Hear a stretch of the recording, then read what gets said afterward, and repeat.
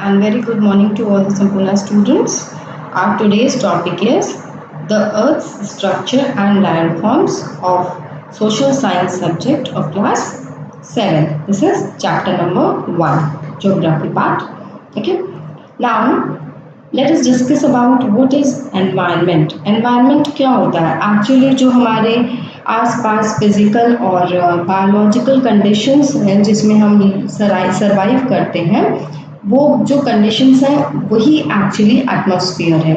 अब वो फिजिकली अगर देखा जाए तो वो आपका लाइट हो गया, air, water, temperature, landforms etcetera, ये सारा कुछ आपका फिजिकल एनवायरनमेंट है। बट अगर हम बायोलॉजिकल एनवायरनमेंट की बात करें तो बायोलॉजिकल एनवायरनमेंट में क्या होता है, वो आपका एनिमल्स और जो प्लांट्स होते हैं जो आपके चारों ओर है अराउंड अस, तो that we call it as biological environment. Man made things जो होते हैं वो भी आपके बायोलॉजिकल एनवायरनमेंट को ही डिनोट करते हैं, शो करते हैं। आपके जो इकोनॉमिक, सोशल या पॉलिटिकल कंडीशंस सर्वाइव जिनमें आप सर्वाइव कर रहे हो, जिसमें आप रह रहे हो, वो भी आपका एनवायरनमेंट ही है। दैट मीन्स कि आपके चारों जो भी चीज़ें आपके सामने हैं, नेचुरल या मैन मेड, वो सब कुछ आपका environment based. Okay, now let's read the topic.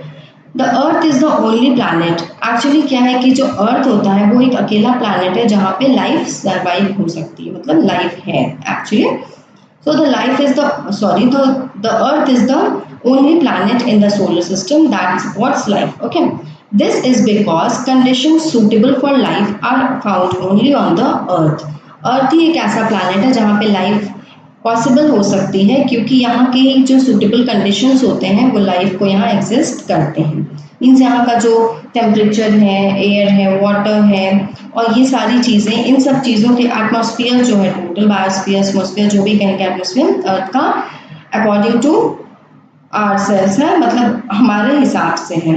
That's why हम इस एनवायरनमेंट में आराम से रह सकते हैं। अर्थ का एनवायरनमेंट हमारे लिए फेवरेबल कंडीशंस डेवलप करता है। However, the conditions are not the same everywhere on Earth. Actually क्या है कि जो एनवायरनमेंट है, एनवायरमेंटल कंडीशंस जो है हमारे अर्थ पे, वो हर जगह की अलग अलग है। जैसे कि आप देखते हो कि कहीं बहुत ज़्यादा गर्मी होती है, कहीं बहुत ज़्यादा सर्दी होती है जहाँ हम सर्वाइव नहीं कर पाते हैं, ऐसे भी कुछ जगह हैं। सो अर्थ के जो एनवायरमेंटल कंडीशंस है वो हमेशा सिमिलर नहीं होते हैं, हर जगह सिमिलर नहीं होते हैं। कहीं पे जैसे it is hot at some places while at others it is cold.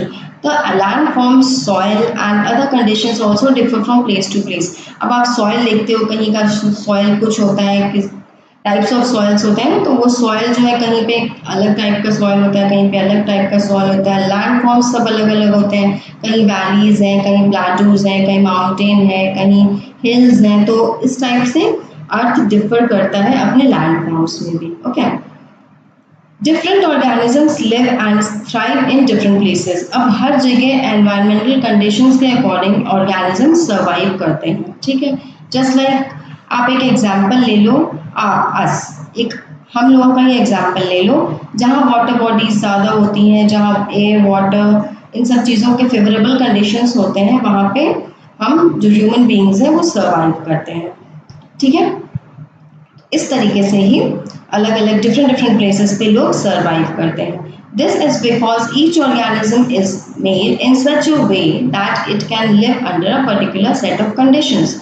जो जिस भी टाइप का ऑर्गेनिज्म है वो एक पर्टिकुलर एनवायरनमेंट में सर्वाइव कर लेता है, क्योंकि वो उसी कंडीशन के अकॉर्डिंग एडाप्टेशन पा लेता है। एडाप्टेशन क्या होता है? एडाप्टेशन मीन्स, आप साइंस में पढ़ा होगा आपने कि जब आप किसी एनवायरनमेंट में रहते हो, उस जगह की क्वालिटी आप डेवलप कर लेते हो, उसके संग सर्वाइव करने का तरीका अडाप्ट कर लेते हो। ठीक है, तो इसको हम बोलते हैं adaptation. The physical and biological conditions in which an organism lives makes up its environment। और इस तरीके से जो फिजिकल और बायोलॉजिकल कंडीशंस होते हैं एनवायरनमेंट में ऑर्गेनिज्म को सर्वाइव करने के लिए, वो उस टोटल चीज़ों को हम, फिजिकल एंड बायोलॉजिकल कंडीशंस को ही हम एनवायरनमेंट एक्चुअली बोलते हैं। वो एयर हो सकता है, वाटर हो सकता है, टेम्परेचर हो सकता है, anything, right. Those components of an organism's environment that are provided by nature from its natural environment. जो भी चीज़ें हमें नेचर से मिलती हैं वो एनवायरनमेंट आपका नेचुरल एनवायरनमेंट, जैसे एयर वगैरह होता है, ये सब आपका नेचुरल एनवायरनमेंट का पार्ट है। बट कुछ चीज़ें ऐसी होती हैं जो कि मैन मेड होती हैं, ठीक है। तो let's discuss first, read it. Our natural environment has two types of components. हमारे जो नेचुरल एनवायरनमेंट है उसमें टू टाइप्स ऑफ कंपोनेंट्स होते हैं, फिजिकल कंपोनेंट और आगे हम पढ़ेंगे फिजिकल कंपोनेंट्स, पहले हम पढ़ लेते हैं, ठीक है। तो इसमें हम क्या पढ़ेंगे, such as temperature, light, air, water and soil, landforms etcetera make up our physical environment, ठीक है। Physical components physical environment create करते हैं, बनाते हैं। और जो बायोलॉजिकल कंपोनेंट्स हैं वो क्या क्या हो सकते हैं, plants and animals, and plants and animals around us make up our biological environment. After that, not everything around us in nature's is nature's gift. अब जो आप एनवायरनमेंट में देख रहे हो, आपके चारों जो चीज़ें दिख रही हैं वो सब कुछ आपके एनवायरनमेंट की नहीं होती। वो क्या है, कुछ चीज़ें ऐसी होती हैं जो कि मैन मेड होती हैं, इंसान उसे बनाते हैं, जैसे रोड्स हैं, ब्रिजेस, बिल्डिंग्स, इलेक्ट्रिसिटी, फर्नीचर, सब कुछ, ये सोन, ये सारी चीज़ें आपके कौन बनाते हैं, मैन। सो ये मैन मेड क्रिएशन है। दे अफेक्ट आवर लाइफ्स, और इससे हमारी लाइफ भी काफ़ी ज़्यादा अफेक्टेड होती है। We are also affected by social, economic and political and other conditions in which we live. और भी ऐसे बहुत सारे कंडीशंस हैं, जैसे सोशल हो सकता है, इकोनॉमिक हो सकता है, पॉलिटिकल हो सकता है, ये सारी चीज़ें हम पर इफेक्ट डालती हैं। और ये बाकी अदर कंडीशंस भी होते हैं जिसमें हम इस एनवायरनमेंट में सर्वाइव कर रहे हैं। इन सब चेंजेस की वजह से हमारी लाइफ में भी चेंजेस आ सकते हैं। All these conditions and man-made things are also a part of our environment. Okay? यहाँ पे अभी आपने समझा कि environment क्या है, किस चीज़ को हम environment बोल रहे हैं। Okay? Now अब हम देखेंगे कि changes अगर environment में होते हैं तो वो हमारे ऊपर या organism के ऊपर किस तरह से affected होते हैं। Any change in the environment affects an organism. The environment too is affected by the actions of the organisms that are a part of it. Means यहाँ पे क्या कहना चाहता है कि जो organisms होते हैं वो totally dependent होते हैं environment पे, और environment क्या है, totally dependent होता है organisms पे, ठीक है। हम अगर एक एग्जांपल ले लें, जनरली हमको क्या कहा जाता है कि कचरा मत करो, गंदगी मत करो, बिकॉज कोई जो प्लास्टिक्स होते हैं इनको मत जलाओ, बर्न मत करो, अदरवाइज ये हार्मफुल गैसेस निकालेंगे, छोड़ेंगे कह सकते हैं, जिसकी वजह से वो पूरे एनवायरनमेंट में फैल जाएगा और पॉल्यूशन होगा उससे। तो ये पॉल्यूशन हो रहा है, मतलब एनवायरनमेंट इफेक्टेड हो रहा है हमारे एक्शन से, ऑर्गेनिजम्स या ह्यूमन बींग्स के एक्शन से जो है एनवायरनमेंट अफेक्टेड हो रहा है। तो दैट मीन्स एनवायरनमेंट भी हमारे ऊपर डिपेंडेंट है और हम भी एनवायरनमेंट के ऊपर डिपेंडेंट है। जस्ट लाइक अगर अर्थ, एग्जाम्पल देख लीजिए, अगर अर्थ पे आता है दैट मीन्स एनवायरनमेंट जो चीज़ है, तो अगर एनवायरनमेंट में कुछ डिस्टर्बेंसेस होंगे दैट मीन्स वो चीज़ें हम पर भी इफेक्ट करेंगे। मीन्स अर्थक्वेक आएगा तो डेफिनेटली डायरेक्ट प्रोपोर्शन में अगर देखा जाए तो हम उससे बहुत ज़्यादा अफेक्टेड हो जाएंगे। इसलिए कहा जाता है कि environment and organisms are both interdependent on each other. Okay, the environment too is affected by the actions of the organisms that are a part of it. Usually, nature works in such a way that the components of the environment hardly change over long periods of time. The जो environment के components हैं, जो physical components हैं या जो biological components हैं, ये सब कुछ hardly बहुत लंबे समय के बाद changes आते हैं, शायद आ सकते हैं। फॉर एग्जाम्पल, एक एग्जाम्पल ले लीजिए, अगर रेस्पायर कर रहे हैं, ह्यूमन बींग्स रेस्पायर करते हैं, लिविंग ऑर्गेनिज्म सभी रेस्पिरेशन करते हैं, and DK of organic matter and burning of fuels use up oxygen and release carbon dioxide into the atmosphere. ये सारी चीज़ें कार्बन डाइऑक्साइड रिलीज करती हैं, ऑक्सीजन में छोड़ती हैं, and at the same time क्या होता है, प्लांट्स क्या करते हैं, ऑक्सीजन को रिलीज करते हैं। यहाँ पे लिविंग ऑर्गेनिजम्स क्या कर रहे हैं, बर्निंग फ्यूल्स क्या कर रहे हैं, ये सारे और कार्बन डाइऑक्साइड रिलीज कर रहे हैं, और वही कार्बन डाइऑक्साइड जो है प्लांट्स इनटेक करता है, ठीक है। उसी की हेल्प से वो फोटोसिंथेसिस, उसके लिए वो हेल्पफुल रहता है। तो फोटोसिंथेसिस के लिए प्लांट जो है कार्बन डाइऑक्साइड लेता है और क्या रिलीज करता है, ऑक्सीजन रिलीज करता है, जो कि हमारे लिए यूजफुल होता है। मीन्स इस तरह से साइकिल कंटिन्यू चल रही होती है। मीन्स हम कार्बन डाइऑक्साइड छोड़ते हैं, दैट मीन्स वो कार्बन डाइऑक्साइड यूज हो जाता है प्लांट के द्वारा। प्लांट ऑक्सीजन रिलीज करता है और उस ऑक्सीजन को हम क्या कर लेते हैं, यूज कर लेते हैं। तो जिस तरीके से प्रोसेस चलता रहता है, इसलिए एनवायरनमेंट में गैसेस की कमी इस चीज़ की नहीं होती है। बट कई बार ऐसा होता है कि कुछ ऐसे गैसेस हैं जो हार्मफुल होते हैं और वो उसकी एक्सेसिव अगर क्वांटिटी हो जाती है हमारे एनवायरनमेंट में, तो that will be harmful for us. So this keeps the amounts of these gases in the air constant. However, we are cutting down trees in large numbers and at the same time burning more fuel. अब यहाँ पे आप condition देख रहे हो, trees cut रहे हैं, बहुत ज़्यादा लार्ज नंबर्स में ट्रीज कट रहे हैं, दैट मीन्स कार्बन डाइऑक्साइड बढ़ता जा रहा है एनवायरनमेंट में। ऑक्सीजन, क्योंकि प्लांट्स कम होंगे तो डेफिनेटली ऑक्सीजन रिलीज भी कम होगा, कार्बन डाइऑक्साइड की quantity बढ़ती जाएगी, because carbon dioxide is not yet used by the plants or trees like that. So अब burning fuel भी हो रहा है, means carbon dioxide इस तरीके से भी बढ़ रहा है। This is increasing the amount of carbon dioxide and upsetting the balance of, मतलब अब इस तरह से balance बिगड़ रहा है gases का in the air. This is one way in which we are changing our environment. और ये कार्बन डाइऑक्साइड अगर एनवायरनमेंट में बढ़ रहा है, that means we are changing the condition of the environment, and this change, as we will see in the later chapter, has harmful effects. और इससे काफी ज्यादा harmful effects आते हैं। Okay, now spheres of the earth. Spheres, earth के कितने spheres होते हैं, कौन कौन से spheres होते हैं, ठीक है, तो we will discuss it in this point. The land and water bodies of the earth, जो भी land और water bodies है earth की, and the layer of air. Layer of air क्या है, that is atmosphere. जो earth के चारों ओर एक covering होती है उसको हम atmosphere बोलते हैं, surrounding the earth form a part of our natural environment. ये भी अपना natural environment का part है, मतलब water bodies है, land है और atmosphere है, ये सब कुछ natural environment है। You know that the earth can be divided into 3 zones. earth जो है 3 parts में, 3 zones में divide होता है, या spheres भी कह सकते हैं। कौन कौन से, the lithosphere जो आपके land part होता है, sphere of rock, the hydrosphere, sphere of water, and the atmosphere is sphere of air. Okay. Life exists only in some parts of these spheres. किसी किसी part में ही life exist हो सकती है इसमें।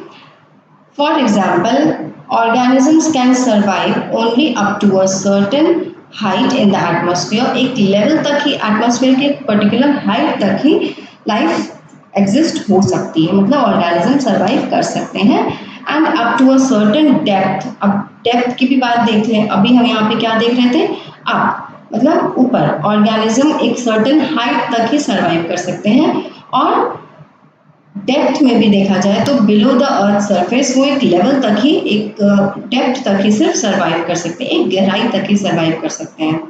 So the parts of different spheres in which life exist together form the biosphere. और इसी तरीके से जो एक पार्ट बनाया हुआ है, एक पर्टिकुलर पार्ट से एक पर्टिकुलर हाइट तक ही लाइफ एग्जिस्ट होती है, या एक पर्टिकुलर डेप्थ तक ही लाइफ एग्जिस्ट होती है, तो उस एरिया को, जिस एरिया में लाइफ सर्वाइव हो सकती है, लाइफ एग्जिस्ट होती है, उसको हम बोलते हैं बायोस्फीयर और the sphere of life. In other words, the biosphere is the part of the earth where living organisms are found. Any change in the biosphere affects all living beings.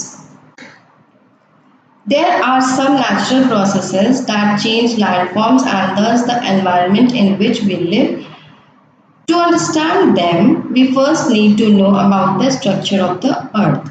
Here is given the structure of the earth. We will discuss it right now. Layers of the earth. अर्थ के 3 layers होते हैं mainly, तो देखा जाए तो inner part होता है core, then mantle, middle part होता है मैंटल, और उसके सबसे ऊपर की कवरिंग होती है क्रस्ट की। Okay, so the earth is a huge sphere with a radius of about 6400 kilometres. ये जो अर्थ है, इस अर्थ का रेडियस अगर यहाँ से, इसके जो सेंटर पॉइंट है, सेंटर पॉइंट से अगर हम इसका देखें रेडियस, तो ये कितना होता है, ये कितना हुआ 6400 किलोमीटर्स। मतलब सोच लीजिए कि अगर हम पूरा देखेंगे तो ये काफ़ी बड़ा है अर्थ, दैट मीन्स, क्योंकि अभी इसका रेडियस मतलब पूरे का हाफ, उसका सेंटर से लेके सर्कमफरेंस तक का पार्ट जो है वो आपका कितना है 6400 kilometre. To find out the inner structure of the earth, अब हमें क्या देखना है, इनर स्ट्रक्चर। अगर हम अर्थ के इतने पार्ट को खोलें तो इसका इनर पार्ट हम ऐसे स्टडी कर सकते हैं। We would have to go down right up to its centre, centre की ओर जाना पड़ेगा, तब हमें कोर के साइड में, तब हमें सारे लेयर्स पता चलेंगे अर्थ के। Okay, obviously that is not possible, और ये पॉसिबल हो ही नहीं सकता क्योंकि अर्थ के इनसाइड पार्ट में काफ़ी ज़्यादा हीट होता है जहाँ हम सरवाइव कर ही नहीं सकते, लाइफ एग्जिस्ट हो ही नहीं सकती उन जगहों पे। Okay, so scientists have taken the help of earthquakes to determine the structure of the earth, और अर्थक्वेक की हेल्प से साइंटिस्ट ने स्ट्रक्चर ऑफ द अर्थ समझने की कोशिश की। ठीक है, during earthquakes vibrations are produced. अब हम भी जानते हैं अर्थक्वेक्स होते हैं तो क्या होता है, वाइब्रेशंस प्रोड्यूस होती हैं। ठीक है, just as the vibrations of a string of a musical instrument produce sound waves. अब आप जानते हो जब हम किसी इंस्ट्रूमेंट की स्ट्रिंग को हिलाएंगे, वाइब्रेट करेंगे, तो उसमें से साउंड वेव प्रोड्यूस होती है, राइट। साउंड वेव्स हम सुनते हैं, कोई साउंड सुनाई देता है ना, अगर हम कोई इंस्ट्रूमेंट बजा रहे हैं उसका साउंड हमें सुनाई देता है, तो साउंड वेव्स निकलते हैं उसमें से। But the earth's vibration produce seismic waves. Earth के अंदर के प्लेट्स जो हैं अगर वाइब्रेट होते हैं, अर्थ अंदर से वाइब्रेट होता है तो क्या प्रोड्यूस होता है, सिस्मिक वेव्स प्रोड्यूस होती है। सिस्मिक वेव्स क्या होता है, सिस्मिक वेव्स जो सिस्मिक वेव्स हैं travel through different materials inside the earth at different speeds. और यहाँ पे बता रहे हैं सिस्मिक वेव्स की जो स्पीड होती है वो अलग अलग मटेरियल्स के अकॉर्डिंग अलग अलग हो जाती है, मतलब डिफरेंट होती है हर जगह according to the materials. They also get bend, और ये बेंड भी होती है, मतलब टर्न आउट हो जाती है, बेंड हो जाती है, शिफ्ट हो जाती है, टिल्ट हो जाती है, कह सकते हैं, चेंज हो जाती है, अपना डायरेक्शन चेंज कर सकती है सिस्मिक वेव्स जो है। They also get bend when they pass from one kind of material to another. Just like यहाँ पे टू मटेरियल्स हैं, अगर ये सिस्मिक वेव्स आ रही हैं तो अब ये मटेरियल है यहाँ पे, ये अगर सीधे भी चल रही हैं तो इस मटेरियल से ये बेंड भी हो सकती है। ठीक है, मटेरियल्स पर डिपेंड करता है। ओके, कि किस मटेरियल पे ये किस तरह से रिएक्ट करेंगी वेव्स। ओके, स्पीड भी अलग अलग होती है और ये अलग मटेरियल पर अलग रिएक्शन देती है, मतलब बेंड हो सकती है ये वेव्स जो होती हैं। By observing the path and the speed of a seismic wave, scientists can find out the types and arrangement of the materials through which it passed। और इससे पता चलता है कि ये जो वेव्स जब पास होती हैं तो वो किस किस मटेरियल के थ्रू निकल रही हैं, कैसे कैसे वो वेव्स बाहर आ रही हैं। From such observations we know now the earth consists of 3 concentric layers। और इन्हीं सब की वजह से जो सिस्मिक वेव्स हैं उनकी हेल्प से जो है साइंटिस्ट ने अर्थ को 3 लेयर्स में डिवाइड किया, that is crust, mantle and the core. Okay, now first we will discuss about the crust. Crust क्या होता है, the upper most layer of the earth is known as the crust. ये जो अपर most layer होती है अर्थ की वो crust कहलाती है। आपके ये थिन होती है और अनइवन होती है, ओशियानिक प्लेस में अलग होती है और जो आपका लैंड एरिया है वहाँ पे ये अलग होती है, इनकी थिकनेस अलग अलग होती है, यूनिफॉर्म नहीं होती है, अनइवन थिक होते हैं। ठीक है, so the uppermost layer of the earth is known as the crust। The crust is very thin with an average thickness of about 35 kilometers, मतलब इसकी थिकनेस जो है बहुत ज़्यादा कम होती है। If we could think of the earth as an egg, अगर अर्थ को एक एग मान के चले तो जो ऊपर का जो कवरिंग होता है, जो छिलका होता है, शेल पार्ट एग का, वो एक्चुअली क्रस्ट होता है। व्हाइट पोर्शन को आप मैंटल कह सकते हो और जो inner part, yellow part, yolk जो होता है, यॉक को हम कोर कह सकते हैं। ठीक है, इस तरीके से आप डिफरेंशिएट कर सकते हो इन चीज़ों में। लेकिन आपने देखा है कि एग का जो शेल होता है वो इवनली डिस्ट्रीब्यूटेड होता है, इवनली थिक होता है, मतलब एक जैसा रहता है थिकनेस में। बट क्रस्ट के संग ऐसा नहीं है, क्रस्ट की जो थिकनेस है वो डिफर करती है place to place. Okay, so however the crust is not uniformly thick. अगर क्रस्ट जो है यूनिफॉर्मली थिक नहीं होता, अलग अलग प्लेसेस पे होता है। It is thinner under the oceans. अब मैंने जैसे आपको बताया अनइवन होता है इसकी थिकनेस, ओशंस की जगह पे ये काफी थिन होते हैं और जो कॉन्टिनेंट्स होते हैं, जो लैंड पार्ट है, उस जगह ये थिक होता है। The upper part of the continental crust which is rich in silica and aluminium. Silica का जो आपने पढ़ा होगा इसका सिंबल होता है Si और एल्यूमिनियम का सिंबल होता है Al, राइट। तो इसको अगर हम मिला दें तो हम इसको सियाल पढ़ते हैं, ठीक है, is called as sial. Si for silica and aluminium, Al for aluminium, okay. तो जो अपर पार्ट होता है कॉन्टिनेंटल क्रस्ट का वो क्या होता है, वो एक्चुअली तो अपर जो कॉन्टिनेंटल क्रस्ट है वो काफ़ी थिक होता है, तो इसके टू पार्ट्स हो जाते हैं, upper part and lower part. Upper part जो होता है सियाल से बना होता है, ठीक है, सियाल मतलब उसमें ज़्यादा क्वांटिटी में होते हैं। और जो लोअर पार्ट होता है कॉन्टिनेंटल क्रस्ट का वो, और जो बाकी ओशियानिक क्रस्ट है जो, क्योंकि ये थिन पार्ट होता है तो इसका जो लोअर पार्ट है और इसका जो ओशियानिक क्रस्ट का पार्ट है ये जो है डेंसर मटेरियल से रिच होते हैं, मतलब जैसे सिलिका और मैग्नीशियम, दैट इज साइमा हम उसको बोल सकते हैं। Si फॉर सिलिका, मैग्नीशियम का Ma, that is sima. They are together called sima, ठीक है। द सर्फेस मतलब सियाल और साइमा आपका क्रस्ट में ही होता है। सियाल आपका कॉन्टिनेंटल एरिया में होता है अपर पार्ट में, और कॉन्टिनेंटल जो क्रस्ट होता है उसका जो लोअर पार्ट होता है उसमें, प्लस जो ओशियानिक क्रस्ट होता है, इन दोनों में आपके साइमा पोर्शन ज़्यादा होता है, साइमा ज़्यादा होता है, mean silica and magnesium.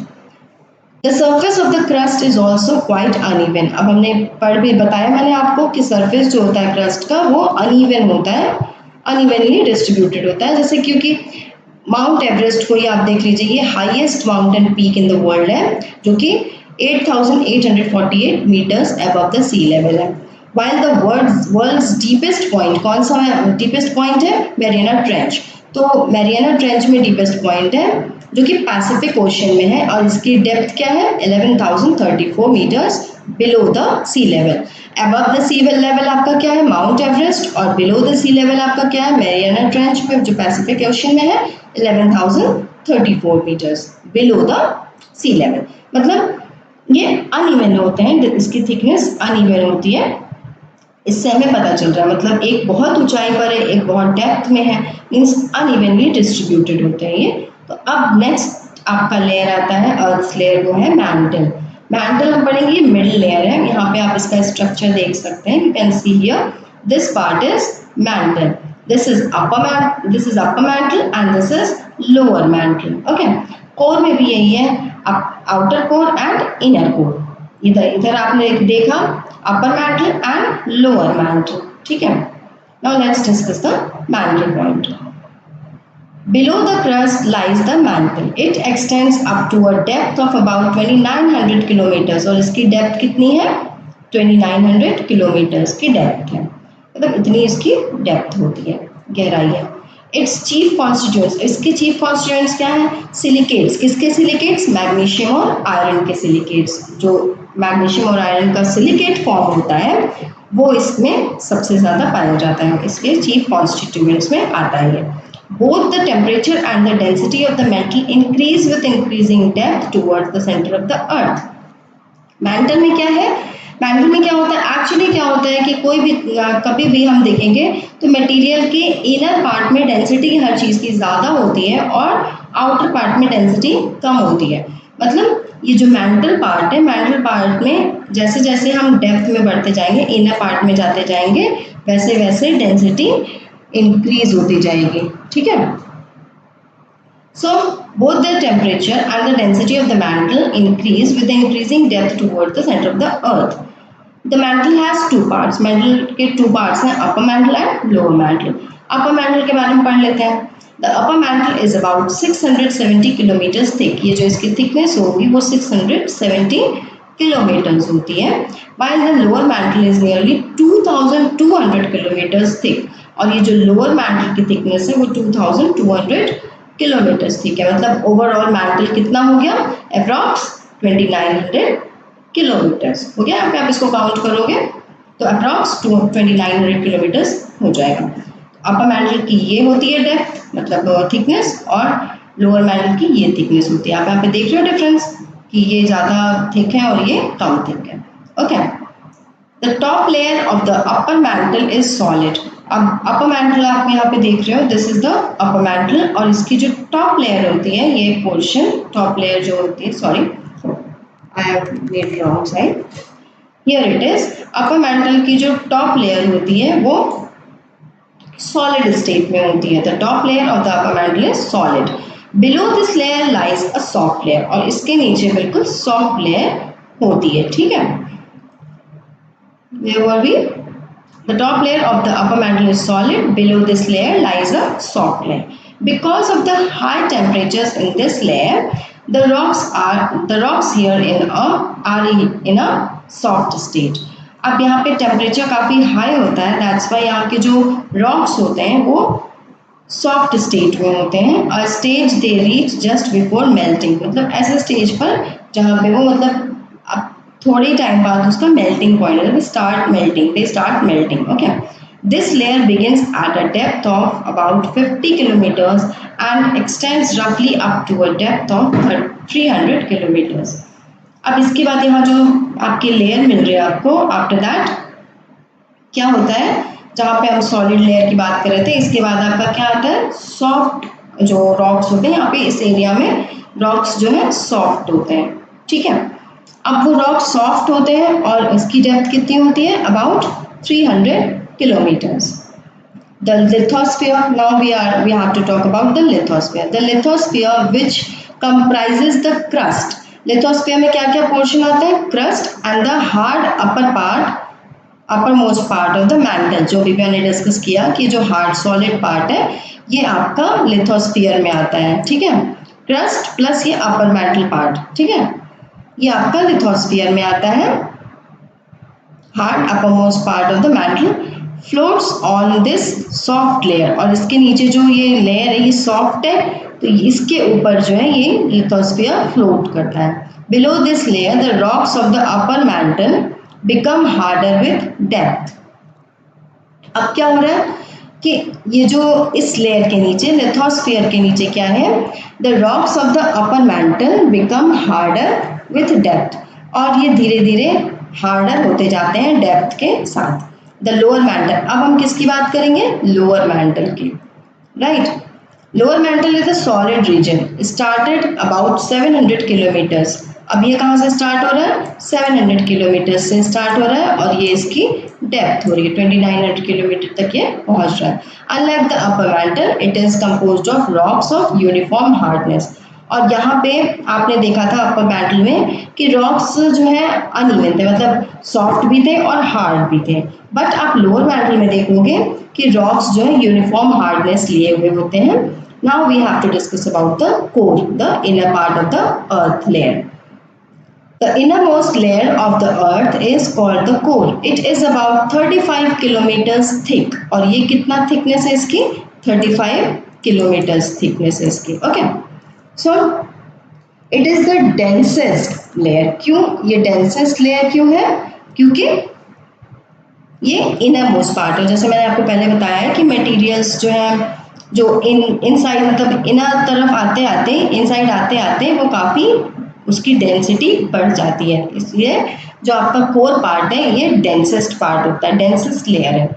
It is believed to be made up of heavy metals, और हम क्या देखते हैं कि ऐसे माना जाता है कि ये हैवी मेटल से बने, जैसे हम देखेंगे निकल, आयरन, ये सारी चीज़ें इसमें इन्वॉल्व हैं, जैसे कि आयरन एंड निकल।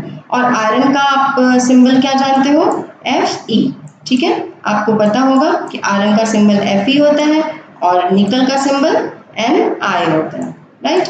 तो हम इसको क्या पढ़ते हैं, नाइफ, क्या पढ़ेंगे, नाइफ। निकल के लिए Ni होता है तो NiFe, नाइफ पढ़ लेंगे इसको, ठीक है।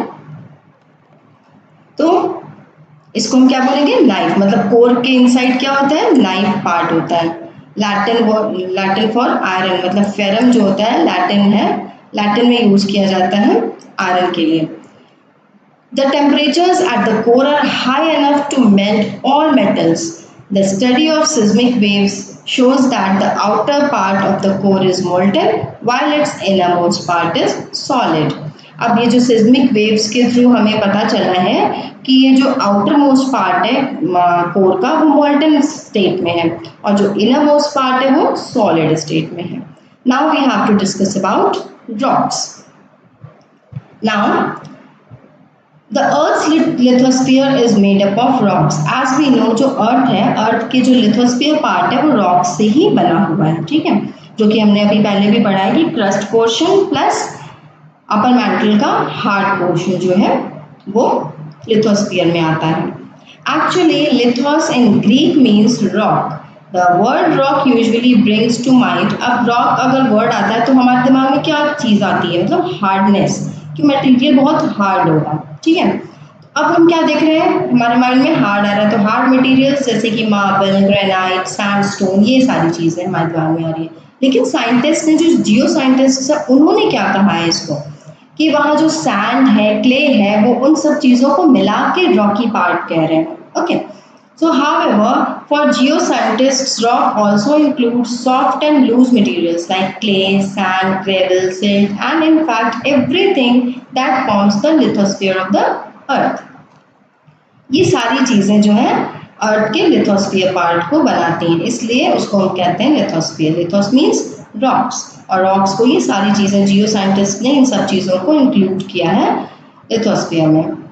Rocks are made up of minerals. आपको ये पता होगा रॉक्स किससे बनते हैं, मिनरल्स से। मिनरल्स क्या होते हैं, नेचुरली अकरिंग मटेरियल है, मतलब ये नेचुरल अकर होता है, मतलब इसको मैन मेड नहीं बना, मतलब मैन मेड नहीं है ये नेचुरली अकरिंग केमिकल कंपाउंड है, ठीक है, खुद से ही डेवलप हो जाता है, बन जाता है।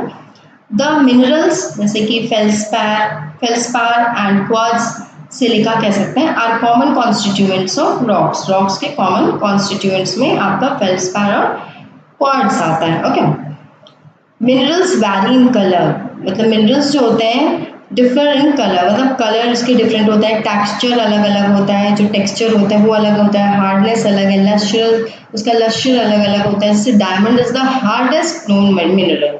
डायमंड एक मिनरल है, इसीलिए काफ़ी कॉस्टली भी होता है। सो diamond is the hardest known mineral. Even some edible substances like halite और rock salt are minerals. Rock salt किसको कहते हैं, जो आप यूज़ करते हो, सेंधा नमक जिसको बोलते हैं, आप मैक्सिमम फास्टिंग टाइम में खाते हैं हम लोग, तो वो रॉक सॉल्ट होता है। ओके, तो वो एक पत्थर होता है, एक्चुअली वो स्टोन होता है, उसको ब्रेक करके पाउडरी करके उसको मार्केट में सेल आउट किया जाता है। ओके, तो ये सारी चीज़ें भी हार्ड होती हैं, ठीक है, एडिबल सब्सटेंसेज हैं जो कि हार्ड है। Some rocks contain useful minerals from which metals like iron, copper and gold can be extracted. कुछ रॉक्स होते हैं जिनमें से आयरन, कॉपर और गोल्ड को भी एक्सट्रैक्ट किया जा सकता है। these minerals are called ores, इसलिए हम उसको ores कहते हैं, ठीक है। कुछ रॉक्स होते हैं जो कि यूजफुल मिनरल्स भी कंटेन करते हैं, जैसे कि आयरन, कॉपर और गोल्ड को या सिल्वर या आयरन, कॉपर को हम एक्सट्रैक्ट करते हैं जब, तो वो एक्सट्रैक्टेड मिनरल्स जो होते हैं वो ओर्स कहलाते हैं, ठीक है। Rocks like marble, granite, basalt and sandstone are good building materials, और ये सारी चीज़ें आपको ये वेल नोन है कि मार्बल, बेसाल्ट और ग्रेनाइट या सैंडस्टोन हम कहाँ यूज़ करते हैं, building material, as a building material use किया जाता है इनको। Now let's discuss about the types of rocks. Actually based on how they are formed, किस तरीके से कोई रॉक फॉर्म हो रहा है, वो उस पर डिपेंड होते होते ये चीज़ें पता चली हैं कि ये रॉक को हम 3 टाइप्स में डिस्ट्रीब्यूट कर सकते हैं according to how they are forming. तो फर्स्ट है आपका इग्नियस रॉक्स, देन है sedimentary rocks and after that metamorphic rocks. Let us discuss about the igneous rocks. What are igneous rocks? Igneous rocks क्या होते हैं? Deep below the earth surface rocks are in a molten state called magma. जैसे हमने पहले भी पढ़ा है, वहाँ जब हमने मेंटल पढ़ा था, तो मेंटल में जो मोल्टन स्टेट में रॉक्स होते हैं उनको हम मैग्मा बोलते हैं, ठीक है। When magma cools and solidifies, it forms a very hard rock known as igneous rocks. और यही मैग्मा जब कूल होता है और सॉलिडिफाई हो जाता है तो उसको हम igneous rock बोलते हैं। Much of the Earth's crust is made up of igneous rocks, और जो Earth's crust का मैक्सिमम पार्ट जो होता है वो igneous rock से ही बना होता है। Igneous rocks are called primary rocks, as these were the first rocks formed when the Earth's crust solidified. अगर अर्थ क्रस्ट जब सॉलिडिफाइड होता है तो उसमें सबसे पहले यही रॉक फॉर्म होता है, इसलिए इसको प्राइमरी रॉक्स कहा जाता है। Igneous rocks are formed either on the surface of the earth or below it.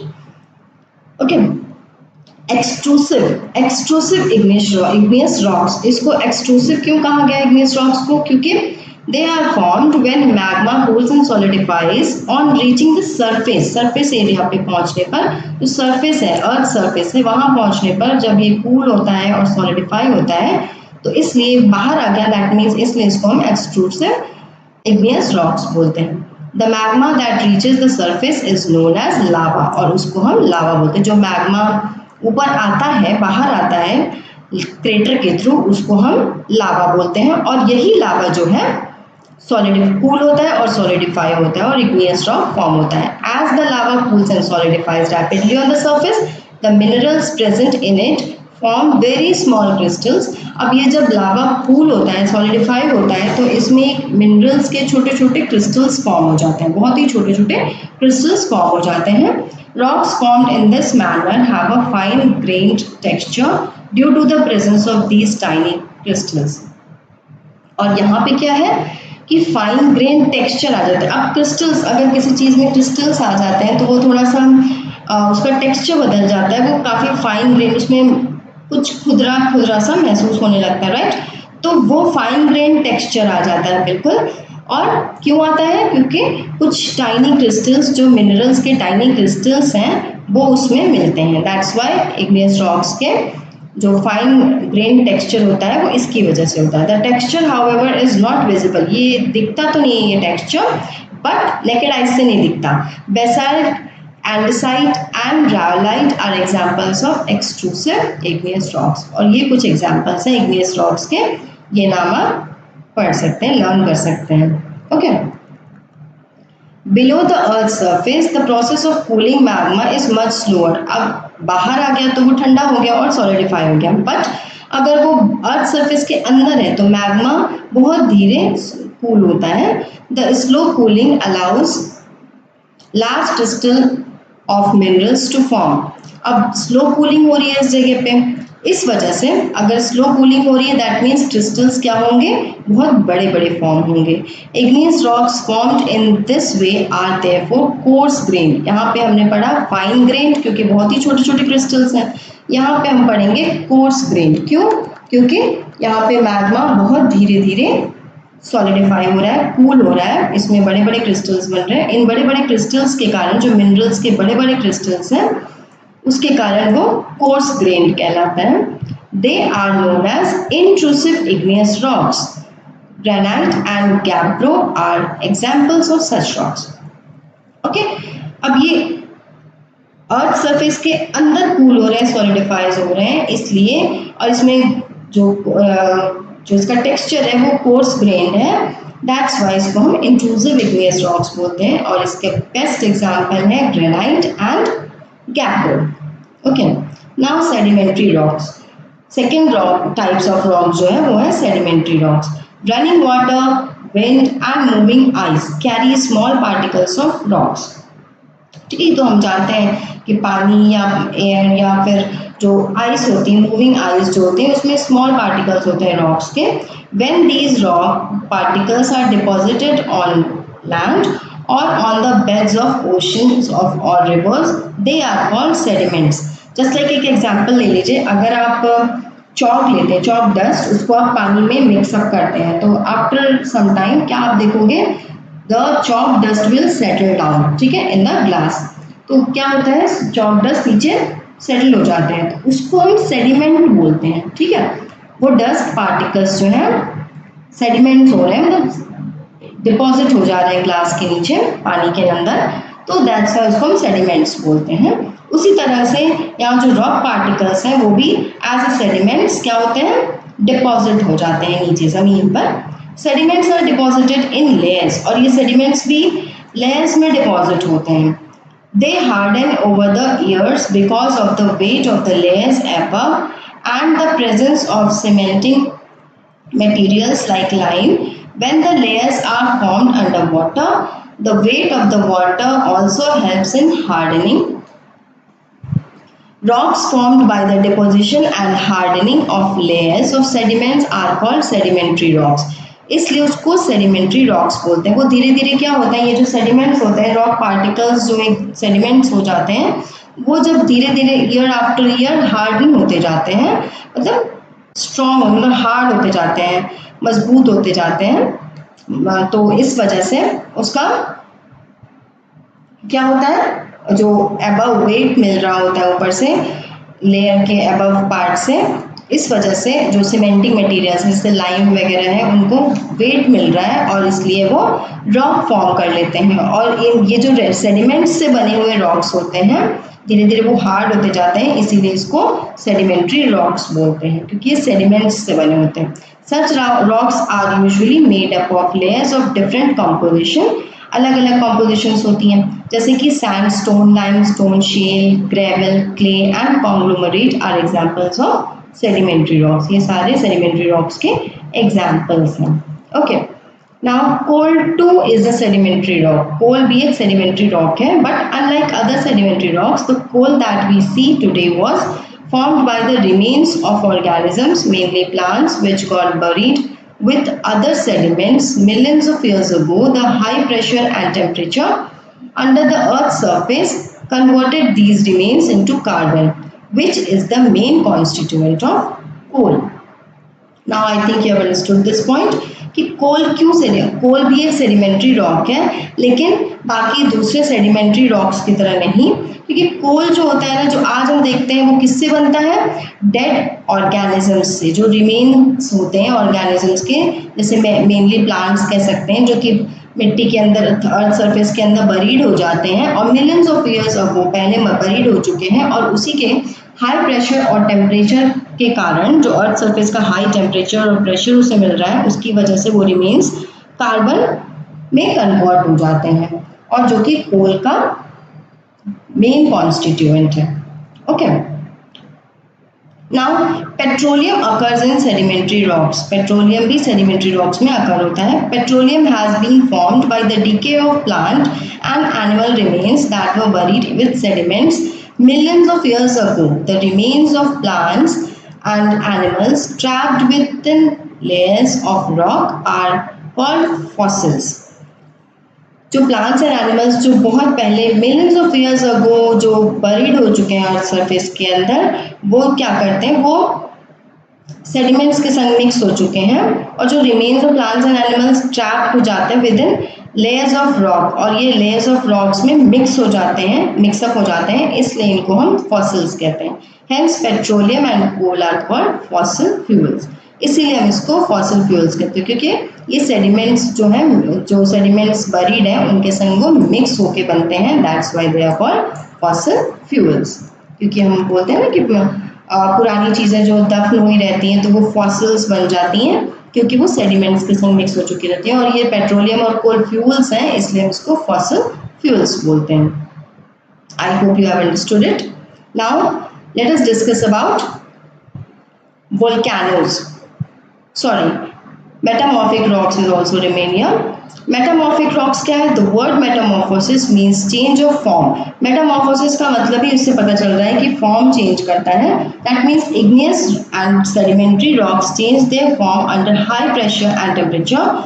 Such changed rocks are known as metamorphic rocks. जो इग्नियस और सेडिमेंट्री रॉक्स जो हमने पढ़ लिया है, वो जो फॉर्म चेंज होता है हाई प्रेशर और टेम्परेचर में, वो जो तब उसके बाद जो रॉक फॉर्म होता है उसको हम बोलते हैं metamorphic rocks. Metamorphic rocks are usually very hard.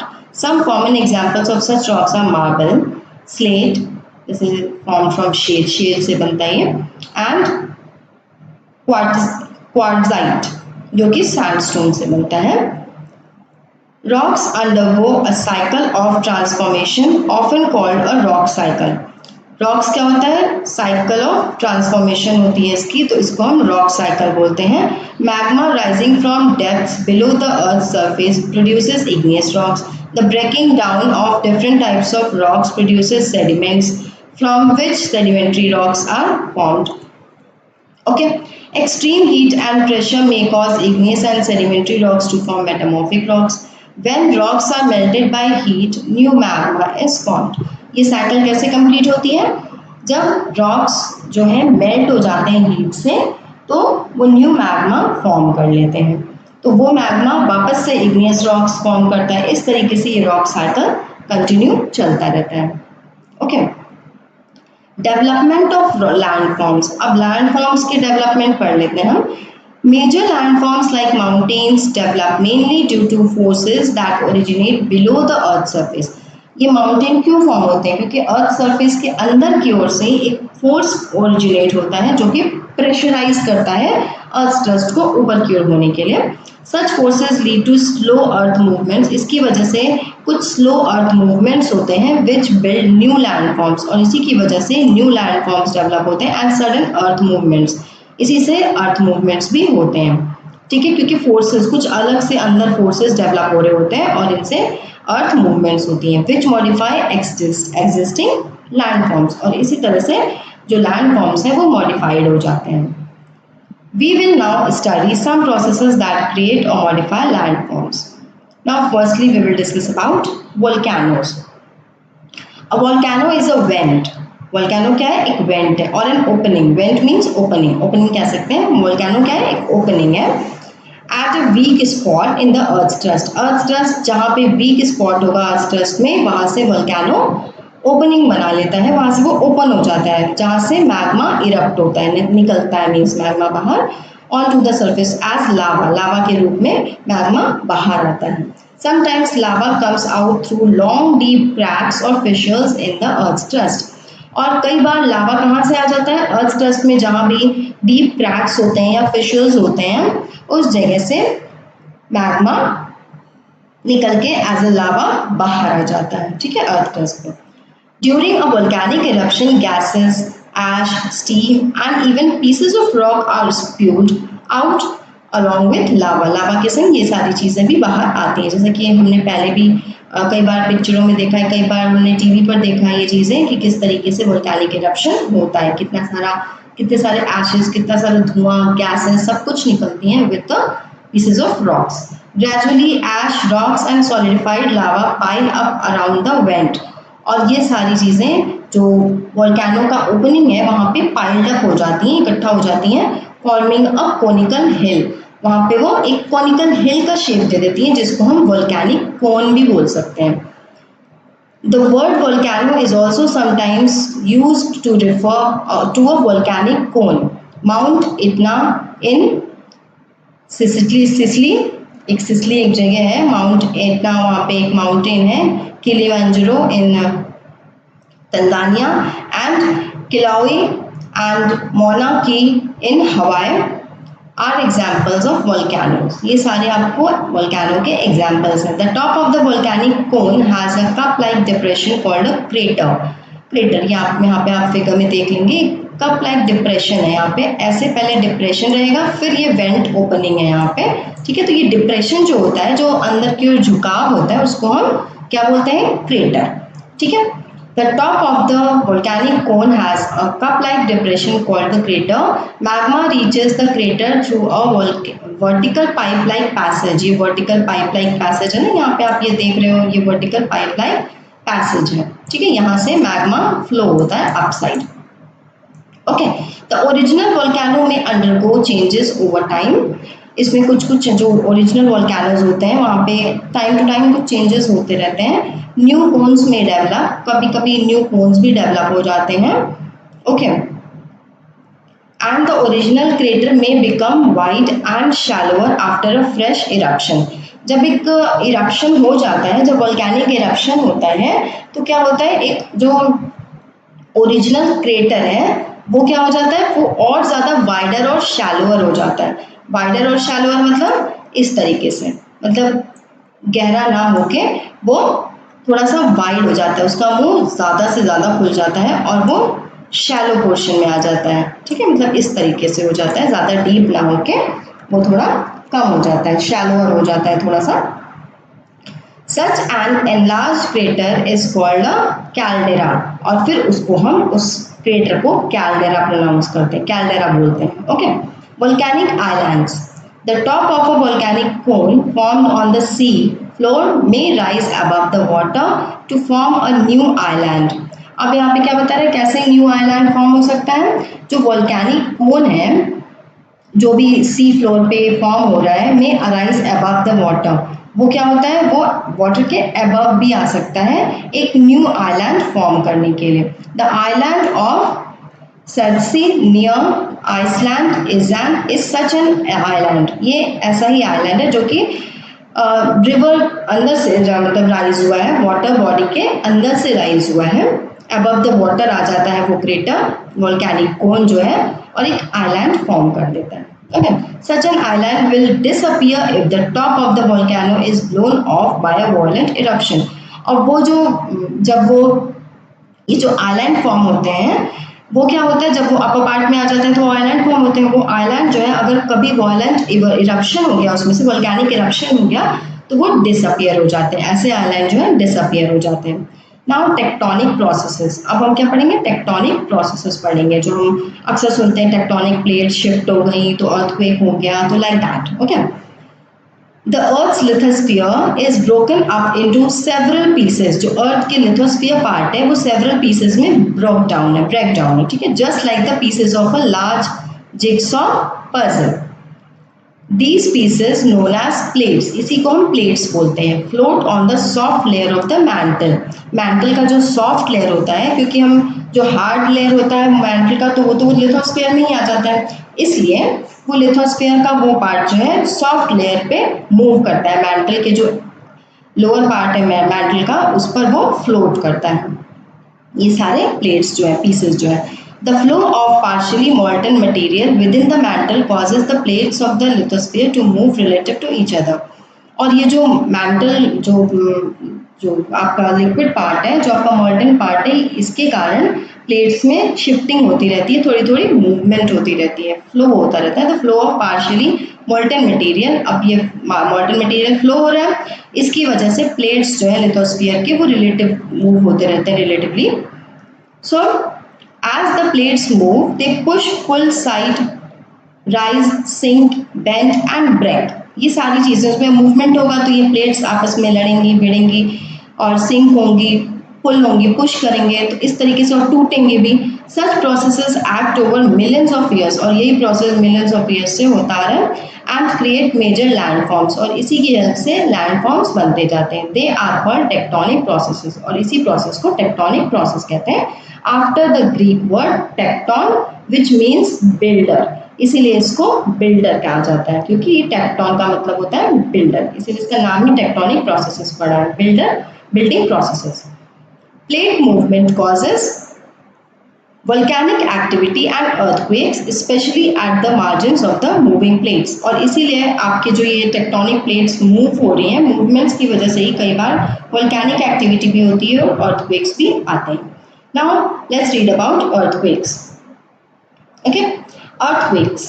An earthquake is a sudden and violent shaking of the earth's surface. The earthquake क्या है? earthquake एक sudden और violent मतलब बहुत ही ज़्यादा खतरनाक, shaking है, movement है अर्थ सरफेस का। Most earthquakes are caused by the movement of the plates of the lithosphere, as I told you earlier also. Volcanic eruptions also cause earthquakes. Volcanic eruptions होते हैं तो भी earthquakes हो सकते हैं, क्योंकि टेक्टोनिक प्लेट्स अंदर मूव हो जाती हैं और उसकी वजह से earthquake भी आ जाता है। An earthquake usually lasts for only a few seconds. Earthquake क्या है? सिर्फ few seconds के लिए होता है, but may be violent enough to cause extensive damage to life and property. Earthquakes के आपने बहुत सारे एग्जाम्पल्स देखे होंगे, जो भूकंप आ जाता है, जैसे आपने भुज का देखा था गुजरात में जब आया था, तो बहुत सारा उसमें डैमेज हो गया। अभी लेटेस्ट भी कई बार आया है भूकंप, तो वो भी आप जानते ही होंगे। इस तरीके से लाइफ और प्रॉपर्टी बहुत ज़्यादा उसमें नुकसान होती है। The point at some depth below the earth's surface where the vibrations of an earthquake begin is called the focus.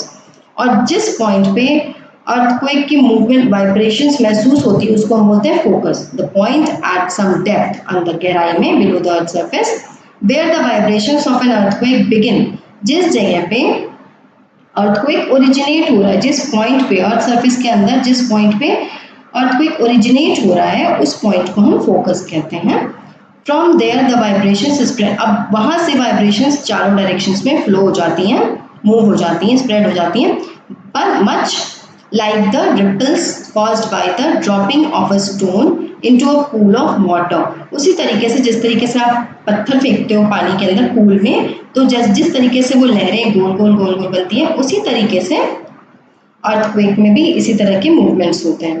The point on the surface, earth surface that lies directly above the focus, जो surface जो है earth surface directly focus के ऊपर होता है, उसको हम epicentre बोलते हैं। The vibrations reach this point first and then spread outward over the surface। Epicentre तक पहुंचने के बाद ही ये जो मूवमेंट्स हैं, वाइब्रेशंस हैं, ये स्प्रेड होती हैं सरफेस पर। Thus the epicenter usually suffers the maximum destruction, और इसीलिए एपिसेंटर कहा जाता है सबसे ज्यादा अर्थक्वेक में डिस्ट्रक्शन सफर करता है। Earthquakes do not create major landforms. They can, however, cause changes in the existing landforms। इसमें लैंडफॉर्म्स में चेंजेस करता है, ये कोई लैंडफॉर्म क्रिएट नहीं करता। जैसे they may cause cracks to open up in the ground, कई बार क्रैक्स आ जाते हैं ग्राउंड में। They may also lead to landslides और cause giant waves in the oceans, और इनकी वजह से कई बार ओशंस में भी जायंट वेव्स आ जाती हैं। मेजरिंग अर्थक्वेक्स, अर्थक्वेक्स को मेजर करने के लिए एक इंस्ट्रूमेंट आता है, दैट इज सिस्मोग्राफ। ठीक है, ये अर्थक्वेक को मेजर करता है। कैसे? उसकी वाइब्रेशंस को, जो वाइब्रेशंस होती हैं उसको मेजर करता है, तो हमें पता चल जाता है कि अर्थक्वेक की स्पीड क्या होगी। ठीक है, उसको हम बोलते हैं seismograph. The magnitude of an earthquake depends on the energy released. जो अर्थक्वेक का मैग्नीट्यूड है किस पे डिपेंड करता है? एनर्जी, जिससे जो एनर्जी रिलीज होती है उस पर डिपेंड करता है। It is measured usually from 0 to 10 on a scale called the Richter scale. Richer scale पे 0 to 10 तक अर्थक्वेक को मेजर किया जाता है। consecutive whole numbers on this scale represent about 30 times energy, 30 times increase in energy released during an earthquake। और इस पर ये जो स्केल है, consecutive whole numbers जो इस पे शो करते हैं स्केल पर, वो जो क्या होता है, वो एनर्जी जो निकलती है अर्थक्वेक स्केल है, मतलब अर्थक्वेक के कारण वो 30 टाइम्स इंक्रीज होती है अर्थक्वेक के कारण। ठीक है, thus an earthquake measuring 7 on the Richter scale is 30 times more severe than one that measure 6। अब इससे क्या पता चलता है कि उसका एनर्जी लेवल काफ़ी हाई है। मतलब अगर हम रिचर स्केल पे 7 पढ़ रहे हैं, कोई भी एक होल नंबर है 7, रिचर स्केल पे अगर हम देख रहे हैं, तो उसको 30 से मल्टीप्लाई करेंगे, मतलब 30 टाइम्स उसका पावर होता है, मतलब उतना ज़्यादा वो सीवियर होता है। However, the damage an earthquake causes depends on many factors such as the type of soil। अब earthquake के causes क्या क्या हो सकते हैं? वो या तो soil हो सकता है, या type of building हो सकते हैं, quality of constructions हो सकते हैं, population density etc। ये सब इफेक्ट करते हैं earthquake के डैमेज के कारण। मतलब earthquake का जो डैमेज होता है वो इन सब पे ज़्यादा अफेक्ट करता है। ठीक है, जनरली अर्थक्वेक्स मेजर 2 और less on the Richter scale. Generally क्या होता है, अर्थक्वेक्स किस पे मेजर करते हैं? 2 या उससे कम। Are not even felt by us. अगर 2 या उससे कम अगर रिचर स्केल पे मेजरमेंट आ रही है अर्थक्वेक की, दैट मीन्स वो हम नहीं फील करते हैं। The ones that cause damage usually measure 5 और मोर। 5 या 5 से अधिक अगर रिचर स्केल पे मेजरमेंट आ रही है, दैट मीन्स ये अर्थक्वेक जो होता है काफ़ी ज़्यादा मतलब खतरनाक होता है, डेंजरस। सर्वाइविंग एन अर्थक्वेक, अर्थ की survival. During an earthquake get away from. अब यहाँ पे किस तरीके से हम सर्वाइव कर सकते हैं, ठीक है, वो प्रोसेस दिया है कि आप क्या क्या कर सकते हो जब अर्थक्वेक आता है। तो during an earthquake get away from stoves and fireplaces, glass objects, windows and things that can fall, जो गिर सकती हैं, उन चीज़ों से दूर रहिए। क्रॉल अंडर अ टेबल और अ बेड और crouch near an inner wall. Cover your head and face with your arms. Do not use the lift. Lift नहीं यूज करना चाहिए. If you are outdoors, move away from buildings, trees, poles and hoardings, etc. If earthquakes are frequent where you live, you and your friends and family should regularly take part in drills to practice what to do during earthquakes। ठीक है, अगर आप earthquake जहाँ पे आकर होता है ज़्यादा फ्रीक्वेंटली, तो आप उस जगह पे अगर रहते हो तो अपने आप क्या कर सकते हो? You can take part in drills and practice. So मतलब आप इससे प्रैक्टिस कर पाओगे कि what to do during earthquakes. Earthquake at Bhuj in 2001। 2001 में जब भुज में अर्थक्वेक आया था तो उसका क्या इफेक्ट था, let's read about it. A powerful earthquake measuring about 7 on the Richter scale, सोच लीजिए 7 था, दैट मीन्स वो बहुत ही ज्यादा खतरनाक था। Scale hit the Indian state of Gujarat on 26 January 2001. It caused great damage, killing more than 20,000 people and destroying nearly 400,000 houses.